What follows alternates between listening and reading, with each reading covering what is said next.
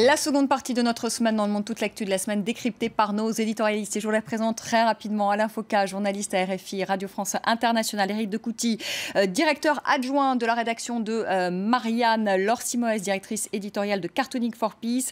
Et Stéphane Simmons, qui est correspondant à Paris pour Der Spiegel Online.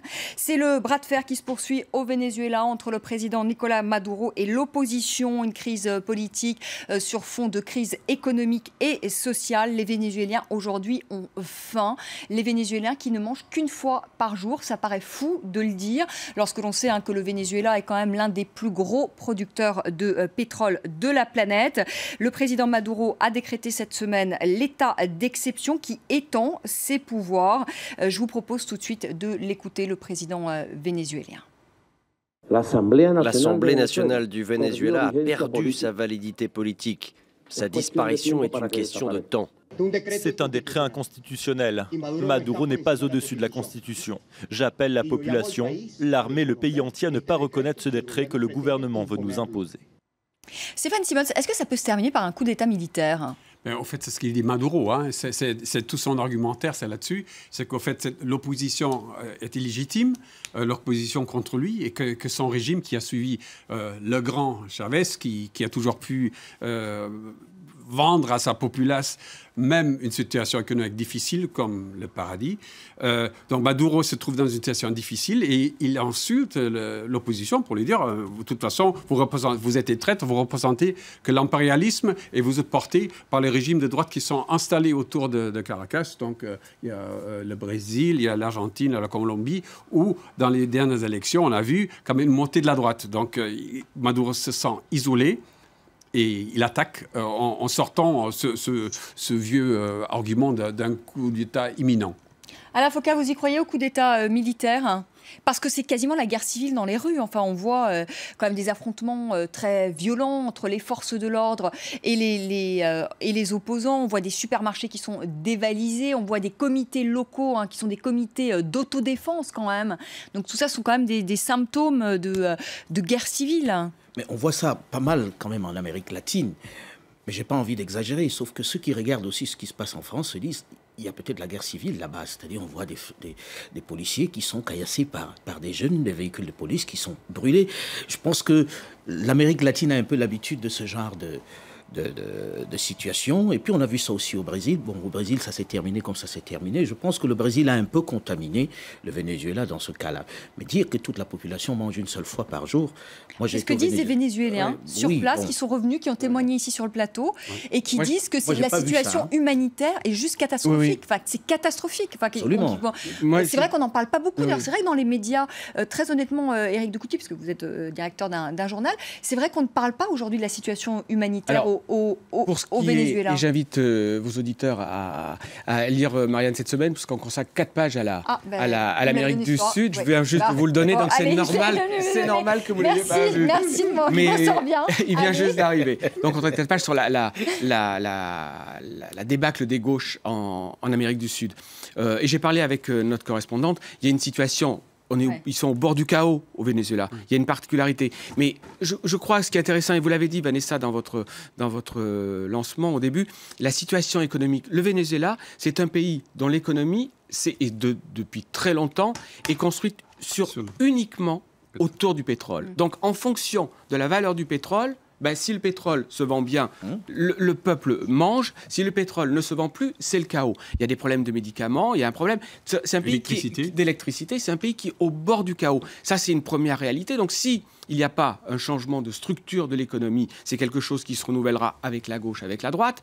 L'autre aspect, c'est qu'il y a une contamination. Vous avez parlé de contamination. En tous les cas, il y a une réalité, c'est que la gauche aujourd'hui en Amérique du Sud est dans la débâcle totale parce que c'est une gauche qui a malgré tout... en Amérique du Sud. Oui, mais dans cette réalité de l'Amérique du Sud, parce que c'est une gauche, et là vous parliez du Brésil, et je crois que c'est un peu différent, mais la réalité du Brésil, c'est que malgré tout, cette gauche-là a apporté une évolution, c'est-à-dire que les peuples les catégories les plus pauvres sont mieux soignées, mangent mieux, et en même temps, c'est une gauche qui est incapable de se renouveler, qui a été incapable de préparer des générations nouvelles. La particularité du Venezuela, c'est que Chavez est allé jusqu'au bout, jusqu'à la mort, qu'aujourd'hui Maduro, et il n'y a aucune relève, il n'y a aucune rénovation de la structure de la gauche. Donc aujourd'hui, c'est un pays qui est au bord du chaos, et c'est toute une gauche, et j'en aurais terminé là-dessus, qui est en train de s'effondrer, avec, dans certains pays, au Brésil en particulier, c'est une droite qui n'est pas fort sympathique, qui est en train d'arriver au pouvoir. Et on se voit devant un choix de coup d'État qui peut aussi être venir de Maduro lui-même. Toute la question maintenant, c'est un peu la position de l'armée. Et c'est l'opposition, justement, qui a demandé à l'armée à rester à l'écart du conflit. Mais c'est peut-être parce que cette opposition sent que l'armée n'adhère pas forcément à ses thèses, à elle. Et que il y a deux oppositions aussi. Et que Maduro, lui, se sent conforté, parce que quand on l'écoute, il est plutôt dans la posture de « c'est moi qui suis là, vous n'êtes pas légitime ». Et je tiens la machine. Oui, mais c'est pas vrai, parce que de toute façon, la constitution vénézuélienne permet, après les premières 2 années de règne, que l'opposition monte un référendum pour changer de leadership. Donc, sur le plan constitutionnel, et on a aujourd'hui une opposition qui s'est réunie sur une toiture, dans un centre. Donc, c'est un face-off entre le pouvoir et l'opposition. Laure, oui. Est-ce qu'il y a beaucoup de dessins, justement? Est-ce que ça a inspiré les dessinateurs, la situation chaotique au Venezuela? Surtout nos dessinateurs d'Amérique latine. On a commencé par ce beau dessin de Bonil, dessinateur équatorien, qui interroge: est-ce que le temps est compté pour le gouvernement Maduro? On voit cette foule qui se presse et qui s'agrandit, et puis ce sablier au milieu. Voilà, le texte qui dit le temps est presque écoulé. Cet autre dessin d'un dessinateur nicaraguayen qui s'appelle Molina, alors qui fait référence, là il faut une petite contextualisation. Souvenez-vous que Maduro, au moment de sa campagne, il avait fait un petit peu parler de lui justement pendant la campagne présidentielle, parce qu'il prétendait qu'un petit oiseau venait lui parler, lui susurrer à l'oreille, et que ce petit oiseau était la réincarnation de Chavez. Donc il s'était vraiment emparé de cet épisode pour se poser en héritier de Chavez. Alors là, évidemment, on a Molina qui parodie cette petite historiette en remplaçant le petit oiseau par un condor malicieux. Et voilà, on entend cette voix à l'intérieur de l'appartement. Camarade Maduro, je crois qu'un autre oiseau cherche à vous parler, pas le même que celui de l'époque. Et puis enfin, alors là, très intéressant, Raima, une dessinatrice vénézuélienne. Voilà, c'est un dessin à 2 temps de lecture. On voit d'abord, alors on entend beaucoup parler dans les interviews et dans les articles de presse du concept de hilo constitutionnel. Littéralement, ça veut dire fil constitutionnel, mais c'est un petit peu justement le suivi de la Constitution et le respect de la Constitution. Donc on voit dans un premier temps le fil constitutionnel qui est linéaire, et puis ensuite en bas on voit ce fil constitutionnel qui non seulement bouche les oreilles du président Maduro, qui ne veut pas entendre, mais qui se transforme en enchevêtrement, en méli-mélo, qui représente évidemment la crise actuelle au Venezuela. Mais on sent qu'il est quand même bien agrippé au pouvoir, puisqu'il tient ce fil avec ses mains fortement. Et c'est surtout en fait un dessin qui fait référence à un autre dessin que Raima avait fait il y a plusieurs années. Pour la petite histoire, Raima qui travaillait depuis 19 ans pour un quotidien vénézuélien qui s'appelait El Universo, et qui déjà critiquait assez clairement dans ses dessins les abus du pouvoir du gouvernement. En septembre 2014, elle est licenciée de son journal, peu après que son journal ait été racheté par le gouvernement, comme par hasard. Et avant son licenciement, elle subissait déjà des pressions, mais elle a publié ce dessin. Donc en septembre 2014, c'était vraiment le dessin de trop. On voit un cardiogramme, un électrocardiogramme voilà, en première, qui représente l'état de la santé au Venezuela. Et puis en dessous, cet électrocardiogramme plat qui symbolise avec on voit là la signature de Chavez, la mauvaise santé du Venezuela. Et bien, ça a été la goutte de trop, et elle a été licenciée de son journal. Allez, Marianne, vous avez bien fait de me l'amener. Vous voyez, Éric de Coutty, voilà. Merci beaucoup. Le crépuscule des gauches sud-américaines, c'est ce que vous disiez tout à l'heure, un continent qui a basculé il y a plus de 10 ans, 15 ans maintenant à gauche et qui rebascule à droite. C'est vrai en Argentine, c'est vrai aujourd'hui au Venezuela avec l'opposition, c'est vrai au Brésil aussi. Ça n'a pas encore basculé au Venezuela. Non, pas encore, mais le Parlement quand même c'est l'opposition qui a aujourd'hui le pouvoir au Parlement. Allez, c'était une semaine sociale à haut risque en France, des manifestations, des grèves, toujours contre la loi travail, avec parfois des revendications sectorielles. François Hollande a réaffirmé qu'il ne retirerait pas ce texte. Et oui, Éric de Coutty, il ira jusqu'au bout, le président de la République. En tout cas, pour le chef de l'État, je pense qu'on est tous très contents de le savoir, ça va mieux. Et c'était mardi chez nos confrères d'Europe 1. On l'écoute. Ça va effectivement mieux pour la France. Pas forcément pour tous les Français, j'en conviens. Quand je dis « ça va mieux », ce n'est pas un propos de circonstance, ou de campagne, ou de tribune. C'est une réalité. Alors, on ne sait pas si ça va aller mieux, Éric de Coutty. En tout cas, il y a une chose qui est sûre, c'est que les syndicats ont appelé de nouveau à manifester le 14, que visiblement dans la rue, il n'y a pas d'essoufflement quand même. C'est ce que donnent quand même les derniers chiffres. Est-ce que vous pensez qu'il ira jusqu'au bout? Est-ce qu'il va pouvoir se permettre d'aller jusqu'au bout? Il n'a pas le choix. Il n'a pas le choix, et dans une logique où il est obligé, alors jusqu'à quel bout, je ne sais pas, mais il ira jusqu'au bout, il n'a pas le choix. On a entendu Manuel Valls encore aujourd'hui, il n'a pas une autre logique. Là. C'est une telle bérésina que s'il venait à reculer et faire ce que avait fait Jacques Chirac au moment du CPE, vous vous souvenez, c'est-à-dire qu'on fait la loi mais on ne la promulgue pas. Donc non, il ira jusqu'au bout. La question, ça va être l'affrontement. On a vu, et vous avez raison de le souligner, que le mouvement social qu'on croyait qui allait s'essouffler après les violences de cette semaine, eh bien non. Le mouvement social se maintient.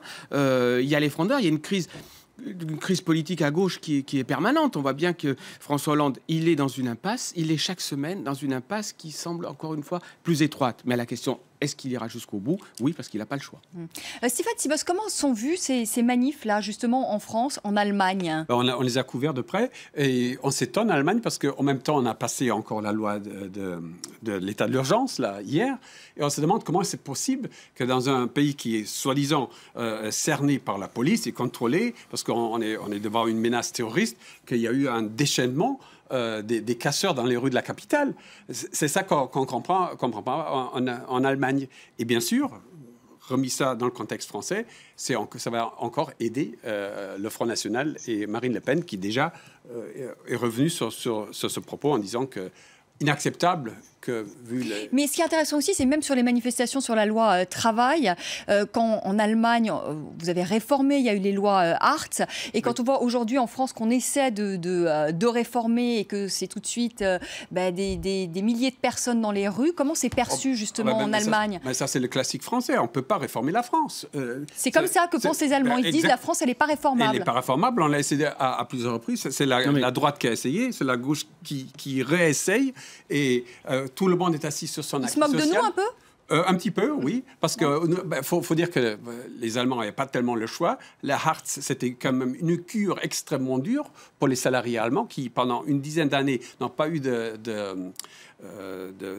un pouvoir d'achat augmenté. Mais là, les salaires ont augmenté. Là, les salaires récemment ont augmenté, mais il a fallu le temps pour en y arriver. Et quand on regarde la France, on a l'impression, le code de travail, un pavé de 1,5 kg, non, on peut pas le changer. Non, mais c'est une bonne question, et sauf votre respect, une mauvaise réponse. C'est-à-dire que la France, évidemment qu'elle est réformable, et je pense que c'est simplement... Et là, il y a une vraie différence, je connais un peu votre pays, il y a une vraie différence, c'est dans la pratique politique et la pratique du débat. C'est-à-dire que la façon dont cette loi El Khomri a été montée est une calamité. C'est-à-dire qu'on a découvert, il y a un mois, dans un journal, je crois que c'est Les Échos ou Le Monde, un texte que les syndicats n'avaient quasiment pas vu. Donc, quand on veut faire, et ça c'est une vraie différence fondamentale, quand on veut faire une social-démocratie, comme l'avait dit François Hollande, on commence par quoi? Par discuter. On arrive avec un texte, on en parle avec les partenaires sociaux, c'est-à-dire que la pratique politique... Donc, évidemment que la France était réformable. On a vu que la CFDT, pas rentrer dans le détail, mais était prête à jouer le jeu. D'autres syndicats aussi, FO... Avec Mailly, on dit on peut, mais à condition qu'on pratique à l'inverse. On commence par discuter pour arriver à un accord. Là, on est parti, le dialogue social. Oui. Le dialogue avec les partis. Là, on a fait le contraire, c'est-à-dire on a présenté, voilà ce qu'on fait, et on discute après. C'est insensé. Donc oui, la France est réformable, mais à condition qu'on modifie la pratique politique de l'élaboration de la réforme. Alain Foka, vue d'Afrique, vous étiez au Bénin, vous y allez souvent en Afrique, là vous revenez du Bénin. Ils disent quoi les Africains qui voient comme ça les Français descendre dans la rue et voilà, et dire non mais ça va pas, on veut garder nos 35 heures, on veut garder la majoration de nos heures supplémentaires, on ne veut pas être délestés, ils se disent qu'on est des enfants gâtés. C'est très amusant et c'est très intéressant d'écouter ce qui est dit là-bas. Parce que j'ai rencontré, pendant ce voyage, puisque c'était plusieurs pays, 2 chefs d'État, on n'a parlé que de ça. Du fait que si ça s'était passé en Afrique, s'il y avait eu tout ce monde dans la rue en Afrique, mais les grands donneurs de leçons auraient demandé au président de démissionner depuis longtemps.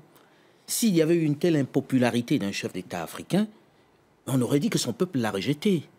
Et là, on aurait dit il va y avoir un coup d'État, on va déplacer les ressortissants de nos pays. C'est un chef d'État qui me le dit, en disant « J'espère qu'ils sont en train de se rendre compte combien ça peut être difficile en période de crise de gérer un certain nombre de personnes, parce que là, on a des enfants gâtés. » C'est un démocrate qui vous a dit ça ou pas un démocrate? Parce que c'est quand même un démocrate. Je suis pas dans les schémas démocrates dictateurs, parce qu'ils ont un peu de tout en eux. Non, ce qui est amusant, c'est de regarder ça de l'extérieur et de se dire ils se plaignent des choses qu'on aimerait avoir, qui pour nous seraient le paradis. Ouais. Mais là, ils se plaignent à chaque fois. C'est l'image que l'on a de notre pays à l'extérieur, c'est de se dire, c'est des éternels insatisfaits. Oui, mais quand ça arrive avec la gauche, c'est ça qui est amusant. C'est de dire, voilà ceux qui prônaient le dialogue social, ils n'y arrivent même pas. Oui, c'est encore plus ça. grave. Mais je trouve que, et c'est intéressant aussi à voir, c'est que ça renvoie le fait que les gens sont, d'ailleurs, ils ne sont pas en si grand nombre que ça dans la rue, mais c'est une demande de plus de démocratie. Et je crois que c'est ça que ça dit aussi. Il y a la contestation contre la loi El Khomri, mais ça dépasse beaucoup. Et quand on dit ça que dépasse ce mot de ça. Demande de plus de démocratie, on se dit, ah bon? Ils ne sont pas en démocratie. Ils nous ont dit qu'ils étaient en démocratie depuis plusieurs décennies. Non, mais c'est différent. Mais c'est pas la démocratie qu'on va voter tous les 4 ou 5 ans. C'est pas ça qu'on veut. Justement, une participation plus directe au discours démocratique. Je crois que c'est ça le phénomène de la nuit debout et tout ce qui l'amalgame autour.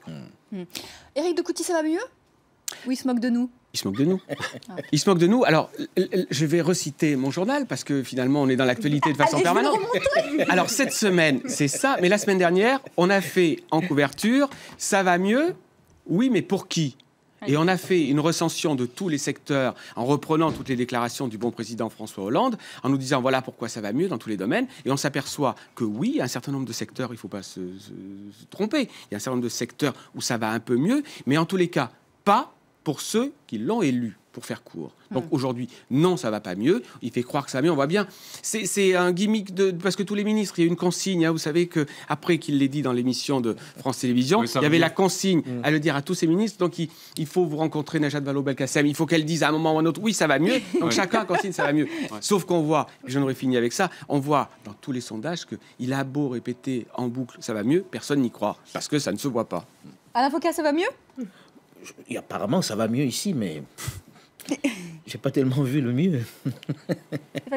Non, ça va pas mieux. Je rentre de l'Ardèche et même dans les zones rurales, c'est une désertification et c'est un malaise réel et éprouvé devant une faillite économique qui est là tout le temps et qui est à la portée des gens. Et c'est pas le petit mot du président qui va changer les avis. Mais ça va mieux où, en fait? C'est ça la grande question. Parce que là, c'est normal que nous regardions en France. Mais lorsqu'on fait le tour de l'actualité, comme on vient de le faire, ça va mieux où? Est-ce que ça va mieux aux États-Unis quand on a Donald Trump qui est en pole position? Est-ce que ça va mieux aujourd'hui dans les pays émergents? Est-ce que ça va mieux en Afrique? Peut-être que ça va un peu mieux, peut-être aujourd'hui en Afrique. Je ne sais pas si ça va mieux. Je ne sais pas. Il y a des îlots où ça va mieux. Mais est-ce que globalement, ça va mieux? Parce qu'on a dit que ça allait mieux en Afrique en parlant de la croissance, puisque c'était de l'économie de rente. Or, le pétrole s'est effondré, donc ça va à nouveau mal dans un certain nombre de pays que l'on montrait comme des exemples. Donc, où est-ce que ça va mieux dans le monde? Est-ce que c'est pas l'état général du monde quand on regarde l'actualité? C'est vrai que c'est intéressant, ça, finalement, de prendre un peu de... C'est intéressant ce que vous dites, Alain, c'est de prendre un peu, finalement, de recul et de sortir, finalement, un peu de l'hexagone et de se replier peut-être aussi sur nous-mêmes et de regarder aussi ce qui se passe ailleurs dans le monde. Est-ce que ça va mieux ailleurs dans le monde? Vous avez raison, Vanessa, de dire ça, mais à condition que le politique, au sens large, tienne un autre discours. C'est qu'il ne nous fasse pas croire que ça va mieux. C'est-à-dire que nous présenter, on est suffisamment adultes en Europe, en Afrique, aux États-Unis et ailleurs, pour s'affronter à une réalité. Mais quand on nous promet que les choses vont changer, qu'on nous promet, je me souviens de l'avoir rencontré, mais il le disait un peu partout, la dernière année de mon quinquennat, François Hollande, ce sera l'année de la redistribution. C'est-à-dire qu'on est suffisamment adultes pour nous affronter à la réalité et pour se dire ben non, ça va pas mieux, il faut faire plus d'efforts, c'est parce que le discours. Est-ce que vous imaginez un homme politique à la veille des élections dire ça va pas du tout? Oui, je n'y arrive pas, c'est compliqué. Alors que ceux d'en face disent mais oui, nous avons la solution, oui, nous allons tout changer. Je pense qu'on est dans un discours qui est tout à fait logique la veille des élections. Non, je crois qu'il va falloir. Je suis pas d'accord. Mais Alain, c'est ce qui va persister, c'est le gouffre entre la propagande, les gros mots, et la réalité. Et c'est ça qui va être à la demise de Hollande. Laure. Un grand dessin choc de notre ami Joop Bertrams pour De Groen Amsterdammer. Est-ce que ça va mieux? Eh bien, voilà, épée de Damoclès. On voit cette épée qui n'est plus au-dessus de la tête de Hollande, mais carrément dans son gosier. Ça fait mal rien qu'à le voir. Ça va mieux, ça va mieux, ça va mieux. Mais voilà, on a ce dessin de Delestre où on voit donc effectivement Hollande qui clame son optimisme, tandis que la police est en piteux état. Un autre dessin, un autre regard de Chimulus, dessinateur donc français. Macron, premier casseur de France, avec voilà, cette voiture en feu de travailleurs. C'est une autre interprétation de la reine. Merci à tous les quatre. J'ai vraiment, c'est pas bien ce que j'ai fait. Inès Olagaray, un buzz sur les médias. On a pris beaucoup de retard, mais allez, il lui reste encore 2-3 minutes.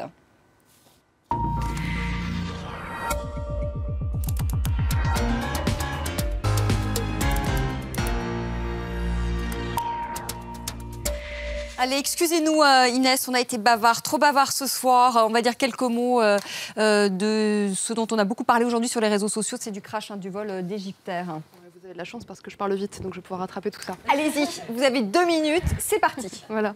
Non, allez, 2, on va lui faire plaisir, pas une. Au moment du crash, vous savez qu'on se pose toujours la question, accident technique ou attentat, et le Nouvel Obs, lui, bien titre sur la question que tout le monde se pose. S'il s'agit d'un attentat, est-ce qu'il y a eu des failles dans les contrôles de sécurité à Roissy? Alors l'article rappelle que depuis les attentats de Paris, depuis que l'état d'urgence a été installé, eh bien, les contrôles sont renforcés, et que du coup, s'il y avait eu un attentat, s'il y avait une bombe à bord de cet avion, eh bien, ce qu'on pourrait craindre, c'est une complicité au sein du personnel de l'aéroport. Alors, dans le même article, Air France rappelle aussi que le contrôle du personnel est drastique, qu'il est même plus drastique que celui des passagers. Alors, depuis ce crash, il y a eu des vérifications de sécurité lancées à Roissy. Ça, c'est le site de France Télévisions qui nous le rappelle. Alors, des vérifications de qui a pu avoir accès à l'avion, des vérifications des vidéos de l'embarquement. Elles vont être visionnées par la gendarmerie du transport aérien, et aussi des vérifications du CV du personnel, donc qui va être examiné vraiment à la loupe. Alors, le site de Figaro, lui, s'interroge sur un point bien précis. Ce sont les escales qui, en fait, sont de plus en plus courtes. Et ces escales de courte durée, elles pourraient nuire à la sécurité. Pourquoi? Parce que, par exemple, pour un avion comme l'A320 d'Égyptair, l'escale est d'environ 1 heure à 1h30. Le personnel est sous pression, il faut aller vite parce qu'un avion au sol, ça coûte cher, ça ne rapporte rien.